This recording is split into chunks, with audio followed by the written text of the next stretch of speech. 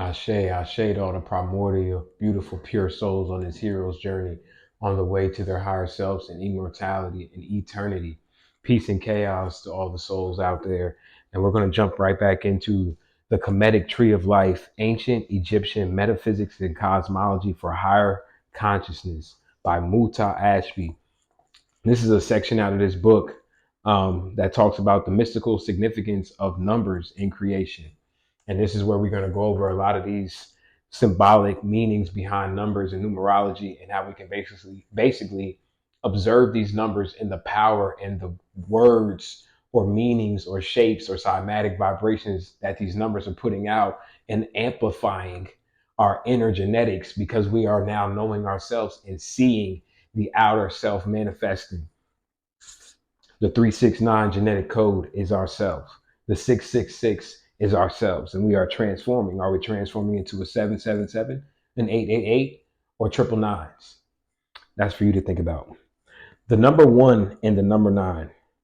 There is important mystical significance related to the number nine within ancient Egyptian mystical philosophy.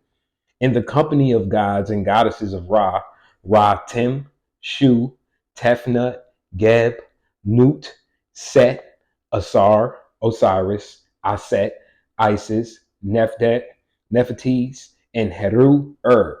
There is a total of nine divinities. And when we add the progenitor, Ra, who is the first and therefore is assigned the number one, we get a total of 10. And this is interesting because if anybody's ever been religious and you've dealt with the Bible, you know that this number 10 is a big correlation to basically having to be in tune with the God of the Bible, referring to the 10 commandments. We have 10 fingers, 10 toes. All these correlations is literally the universe manifesting through emanations of itself in physical vibrations, substances, matter, which you get the physical vessel, the human body. And now we're getting to deeper levels of symbology of our ancient knowledge to where we're seeing how the entire universe, the entire matrix, and this entire structure is structured from our literally inner anatomy. So now when we read, like we read a book, when we read our experiences and what we read through observation and experiences, then we learn more about ourselves. And then we have the knowledge and wisdom and understanding of self to now move through the cosmos in a flow state of experience. And now we're creating from that primordial abyss of limitless potential. So now we're expressing in ways that have never been expressed before. And these now you get these miracle workers and these supernatural abilities and psychic powers that we haven't really seen before. You know what I'm saying? We've had these powers before, but they've been dormant in us now. We've lost our memory and now we're kicking back into a new vibration because we have now came out of a vibration of not knowing. That's a different level of gratitude, fam. Like we have the best opportunity in existence now to be seeking your higher self, to be seeking truth. You are the chosen one. You are the special Christ seed genetics that is going to change the world. But you have to change your inner world first. The nine compose creation itself. You are the nine ether. The nine compose creation itself. And the first is the high god or goddess of the system, androgynous, masculine, and feminine merged, the oneness, the absolute, who engenders and supports the existence of the nine. The number nine is to be found in the very heart of ancient Egyptian myth, the cosmology and cosmogony itself, because the number nine is the basis of creation. Interesting how our hair spirals in a nine, isn't it? You got the nine upside down is the six. You got the 666. We flip the six and we transform into a nine, which is eternal base matter, also known as dark matter. Then we have limitless quantum potential again, and we're in the quantum realms of consciousness and eternity. And now we are reshaping eternity and bending light and consciousness and allowing us to exist in advanced states of quote unquote existence or civilizations that haven't been seen before. We've been there, done that. We had the pyramids, we built the pyramids. We're going deeper and bigger and beyond everything we've already done.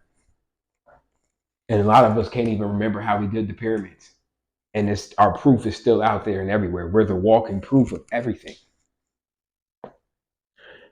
Because the number 9 is the basis of creation. You are the basis of creation. Nothing can be created without you. Like, you're the primordial energy that has to be used to create. You are the basis of the equilibrium of eternity.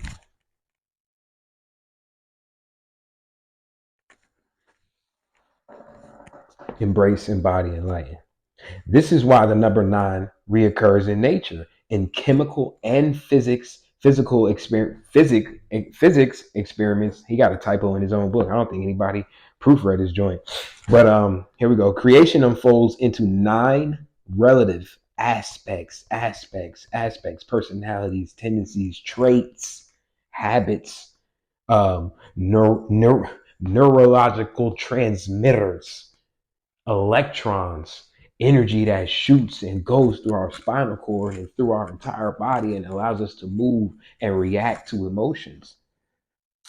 Creation unfolds, sounds like a tesseract, sounds like a torus field, contraction, expansion. Creation unfolds into 9 relative aspects, and they are all rooted in and sustained by the supreme being, the first principle. This idea is mythologically expressed as the emergence from the prime evil ocean and the eventual submergence back into the ocean at the end of time, just like we read in the Kabbalion when we're getting sucked back into the black hole of eternity before creation.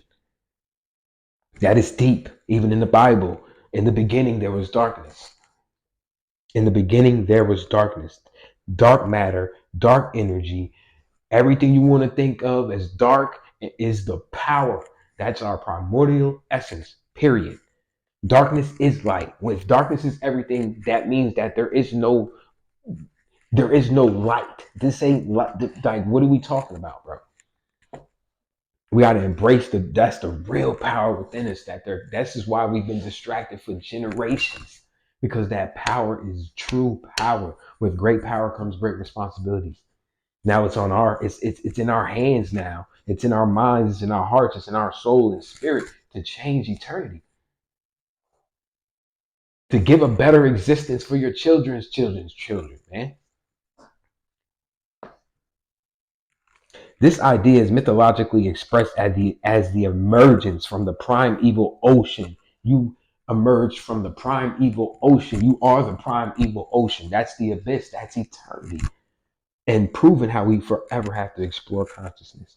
From the prime evil ocean and the eventual submergence back into the ocean at the end of time, thus creating a cyclical movement of the spirit wherein creation is continually emanated, created, dissolved, and re-emanated again. The Euros Burrows, the snake biting its tail. Wow, eternity. And it says the spirit, the cyclical movement, the spiritual movement, the cycle movement, the flow, the sine wave, scalar wave. That's where the word sin comes from. It's really sine waves, cymatic patterns. The spirit wherein creation in Genesis 1, the spirit was hovering over the great deep. Now you see where Genesis is getting it from, ancient Egyptian mythology. We are correlating and connecting everything. We're connecting the dots that we left for ourselves. It's a scavenger hunt that we left for ourselves, and we're picking up the pieces. We're picking up cosmic pieces, wherein creation is continually emanated, created, dissolved, and re-emanated again. The alchemical transformation is our soul. We are alchemy. If the gods and goddesses of the Ptah are assigned numbers, their qualities, their powers, latent forces, subatomic particle power, quantum power, explain the numerological, oh, I can't even speak right now, aspects of creation, and these explain the cosmogony of creation. The number of each divinity is assigned in accordance with their emergence pattern, mythic significance, and psychic relevance, as stated in the ancient Egyptian creation myth. in its traditional account.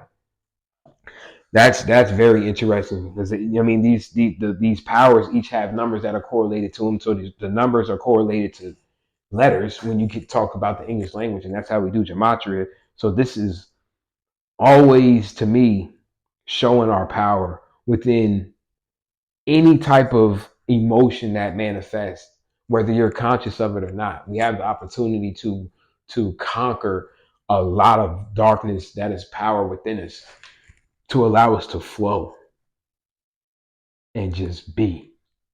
And we don't have to think. We are literally the microcosm and the macrocosm merged as one, and we're just moving through eternity as we explore consciousness.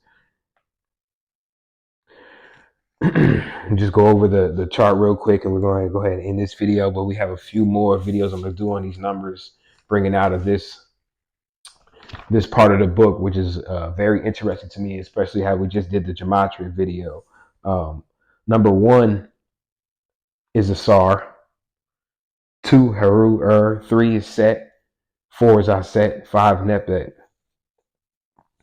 And on this chart here, it says Ratim is 1. You got Shu, number 2, Tefnut 3, Gab 4, Nut 4, Newt 4, Asar 6, Aset 7, Set 8, Nephthah 9, and Heru as number 10. And as you can see, Noon, the primeval ocean, the primordial ocean, the abyss, the cosmic egg, Noon, as you can see, is the Eros eternity, your primordial essence. We are the descendants of cosmic eternity. That's where you get these generations after generations. It's all energy talking about itself. It's the cells and the intelligent, invisible quantum cells that are now enhancing its consciousness and now leaving its memory everywhere. And now we are remembering its left memory and now reshaping that memory and now being able to flow and create and exist with new energetic cosmic memory, existence, and equilibrium. Embrace, embody, and light. And I appreciate everybody's time, soul connections. We're going to be back with another video soon. I appreciate everybody's patience with me. The energy has been outstanding, fantastic, and beyond. You know what I'm saying? Everybody keep embracing themselves, keep embodying all the powerful energy within themselves to be enlightened from the primeval ocean, the darkness, the triple blackness of space. Ashe, Ashe, Ashe.